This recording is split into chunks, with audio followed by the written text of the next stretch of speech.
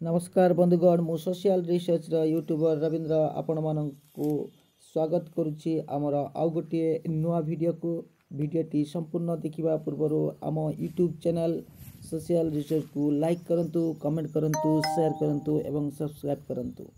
बंधुगण नुआ एक भिडियो रे आमे गोटे स्वतंत्र गछर किछि तथ्य संग्रह करबा पई चेष्टा करिछु। गछटी किभଳି थाए एवं जड़ा गछ उपरे किसी तथ्य देवा पई मु चेष्टा करुछि। बंधुगण आमर एई गछ को आपण मानकु देखैया पई मु चेष्टा करिछि। ये अछि किछि गोटे निर्दिष्ट अंचलर तो रायगड़ा जिले रे प्रायतः आदिवासी बहुल अंचलर संग्रहित एई गछ हेउछि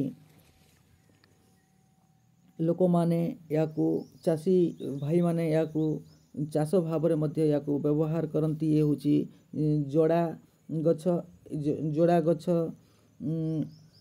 सबुठारु बहुल मात्रा रे चाषी भाई माने लगांती। ये गछरु निर्दिष्ट समय रे याकू अमल हैला परे याठरु तेल संग्रह करा जाए। तेल किपरि भाव रे संग्रह करा जाए, किपरि भाव रे तैयारी करा जाए पुणी एक नवा भिडियो रे मु देखैया पई चेष्टा करिबी एवं किछि तथ्य संग्रह करिबी। तो पुरातन समय रे एई जोड़ा रु किपरि भाव रे तेल बाहर करा जाए तार एक निर्दिष्ट प्रणाली उपरे मु आपण मानकु नुआ एक भिडियो आपण मानकु नै कि आसीबी। तो वर्तमान मु निर्दिष्ट अंचल रे चाष भाव रे व्यवहार करुथिबा एई जोड़ा गछ उपरे किछि तथ्य देवा पई चाहिबी। तो एई जोड़ा रो दर बहुत अधिक हेले भी लोक माने एहाकू निजे व्यवहार करबा पई निज जमी रे किंबा पहाड़िया अंचल रे याकू लगेई थांती एवं मिश्रित फसल भाव रे मध्य किछि चाषी याकू व्यवहार करंती। तो एई गछ होउची जोड़ा गछ। एइथिरु गोटिए गछरु प्रायतः 3 केजी जदि भल हे थाए ताले 3 केजी रु 4 केजी अमल हे थाए। तो एई मंजी को या संपूर्ण सुखिला परे याकू अमल करा जाए एवं पुणी याकू सुखा जाए। सुखैला परे से ताकू पुणी ताकू चोपा बाहर करा जाए एवं सेई मंजी रु तेल ताकू किपरि भाव रे कर जाए। ये तो होची गोटे अलगा प्रणाली। तो यही पेंथा पेंथा आपण देखुचंती ये होची सेई जोड़ा मंजी एवं जोड़ा फल। यही जोड़ा फलरू मंजी संग्रहित होई थाए। बर्तमान चाषी माने याकू बहुत दर रे मध्य बिक्री करि थांती एवं चाषी माने अधिक लाभान्वित मध्य होई थांती।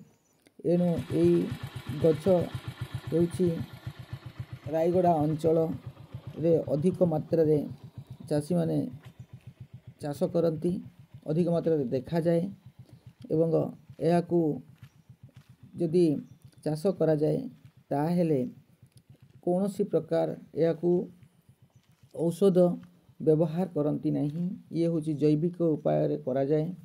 एटी खत जगह रे करा जाए। याकू रोग पोक मंजी रे फल रे लागी थांती किंतु कौनसी औषध देई न थांती। प्रायतः चाषी माने याकू अन्य कौनसी चाष जमीर हिड़ जगार लगांती एवं चाष जमी मझिरे लगांती। तो याकू अमल करिबा पई निर्दिष्ट एक समय थाए जाकि मार्च मासरे फेब्रुआरी रु मार्च मासरे यही गछरु से माने संग्रह करि थांती एवं याकू सुखैला परे याठरु मंजी बाहर करि थांती। तो याकू जदि निश्चित भाव में चाषी को सचेतन करिवार आवश्यक अछि।